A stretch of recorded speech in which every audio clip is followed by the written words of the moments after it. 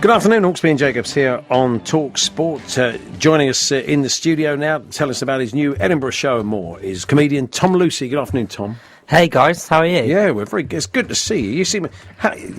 never mind the coppers, the comedians are getting younger all the time. Well, fair enough. But, how old are you, Tom? I'm 20. Wow, we. Yeah. That is young. Is that? Well, it is because of the life experience thing. But I do notice that some top comedians, older comedians, have been really nice about you. Jack Whitehall, best new comedian I've seen in ages. John Bishop, too young, too good. Harry Hill, outstanding young comic, one to watch. So nice that these established very guys. Nice, isn't it? Yeah, very nice. So what was your route in, Tom, and what made you go into it?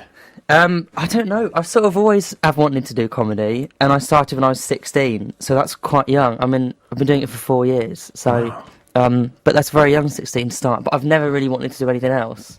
It's quite brave at 16. You just sort of get up and do an open mic thing. Yeah, but I think when you're that age, you sort of fearless. You don't really think about things like that. I think if I started now, it's like sport, I think. Yeah, I've been nervous if I started now, but at 16, you don't really think about things like that, do you? So how did you go down that first gig? You remember? The first one was really good, and then the second one was terrible. And then the next 10 were terrible. But the first one was really good. But a lot of comedians say that they have a really great first one and then they die for ages. Yeah. But it's because you had a great first one that you keep going. So yeah, that's sort of how it worked for me. Have you changed? Oh, go on. I just kind of wonder where it was you did your first gig. It was actually my first proper gig was in a pub in Kentish Town called the Oxford pub, and weirdly Harry Hill was there, and then asked me to do some support for him. Oh wow! So which you was quite must weird. have done incredibly well. He just came in to do some new material, and it was my first ever gig, and I was terrifying enough. And then Harry Hill walked in. What is your style, Tom? Would you say? What's my is it style? in the Harry Hill envelope? Or? No, it's not at all like that. If that's one of those questions, it's really a very difficult to thing. answer. I know. Yes, because I don't know. I just say things that I think are funny. You don't put tape on your face, or you no, do maybe things I should. That's been done. Doing quite well at the moment. He's doing very well. He's very good, but I'm just saying. I saw him at Edinburgh. He is good. No, he is brilliant. I'm not saying there's anything wrong with that. But that's a very definite style. Yeah, it's a very definite. Tape on the face. Yeah. Yeah, that's no. right. Maybe I could try it for this show. Wouldn't be very for radio. Put it over your mouth. That would be handy. I mean, yeah, obviously. Well, this is over his mouth, not over his face. No.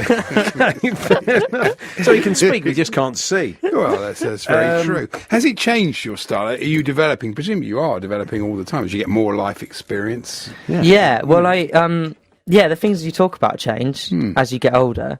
When I started when I was 16, I was talking about things that 16-year-olds go through. Of course. And then you get older and then the things change. But it's really nice because there aren't that many stand-ups who are my sort of age. So I have quite a lot of things I can talk about that no one else can, really, because I'm going through it all now. We had Elliot Steele on the other day, Mark Sladd, who knows his dad very well, and again, he's another one. And Daniel Sloss first came in and saw us when he was about 18. So I mean, it's a young man's game. Kevin Day's boy as well. Yeah, that's right. Kevin's out there doing gigs as well. So. Well, I never really see Elliot's a friend, but I never really see him because no one ever wants to put us on the same bill together. Yeah, because I think audience think it's weird if there's two young people who can't get served. Well, you can now, of course. You can go and see him in Edinburgh. Yeah, Elliot, I will. Yeah, I will go and see him. Don't go on the 14th though, because nobody's working on the 14th. No one's working. We've discovered interviewing the comedians who are going up to Edinburgh. Why are you all having the 14th? No one's given us a definitive If you're thinking of going to Edinburgh, don't go on the 14th. There won't be a show on. There's no comedy on the 14th. I don't really understand the day off.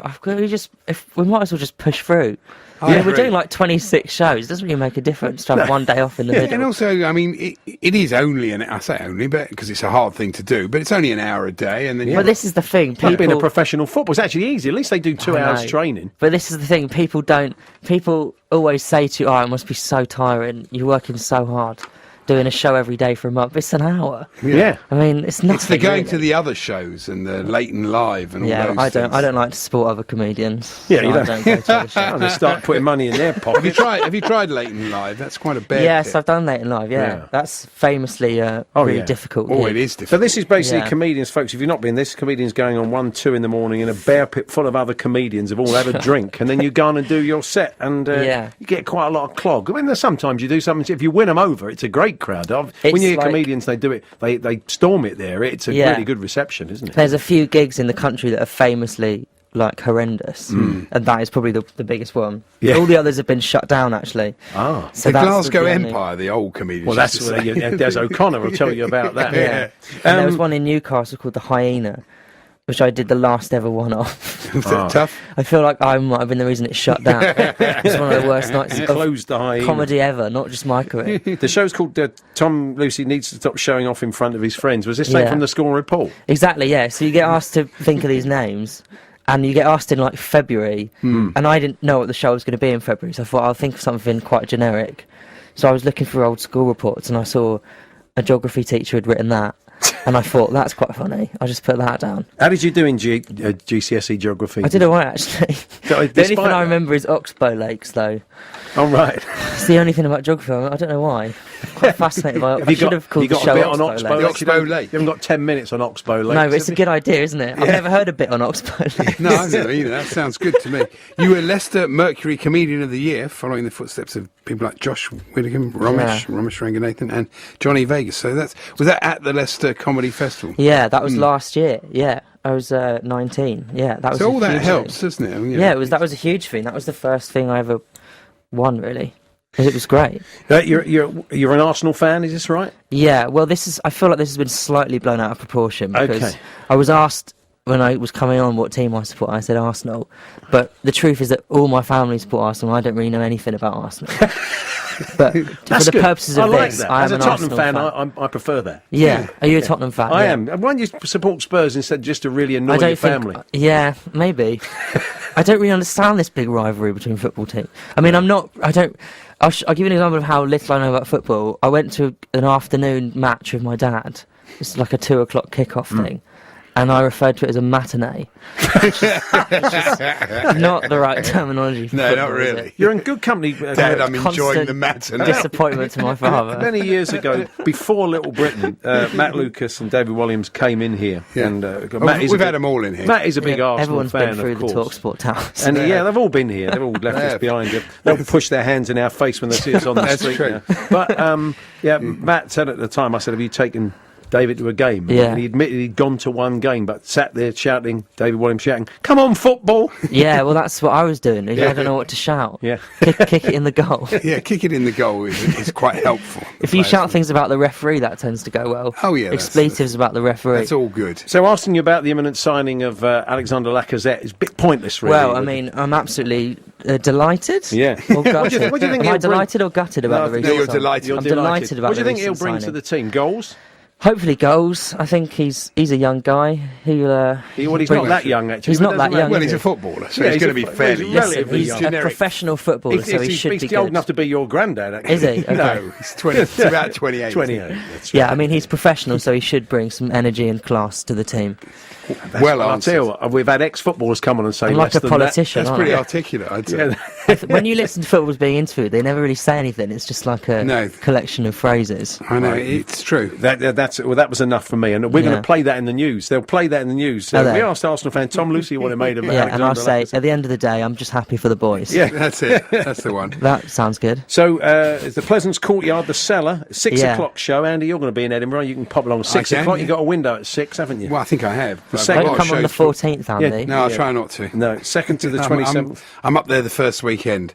We like the 2-for-1s. Yeah, that's right. Looking for a bargain. Takes his coupons. Would you take coupons? Of course. Tom Lucy needs to stop showing off in front of his friends is the title of the show. And where can we find you on Twitter or? You can find me on Twitter. Just at Tom Lucy on Twitter. Brilliant. And on most other things. Are you on Twitter, Andy? No. He went off there. He was. Were you banned? No. I did a bit of an Ed Sheeran, but I stayed off. Were you getting a lot of abuse? Oh, awful. Am I going to get a lot of abuse from your fans after this? Possibly, yeah. Because I called it a matinee. Yes, you'll probably get it. You probably will. Yeah. Tom, especially from non-Arsenal fans, they'll get a bit of a snell. Yeah. But anyway, but look, good to see you, and best of luck at Thanks Edinburgh. for having me on. We'll guys. see you again. Thanks very much. Tom Lucy there, Paul Hawksby and Andy Jacobs here on TalkSPORT. We're going to look at some of the transfer business that could be. We may even touch on Lacazette, and we'll run Tom's theory as an expert on the subject past Andy Brassel, our European correspondent.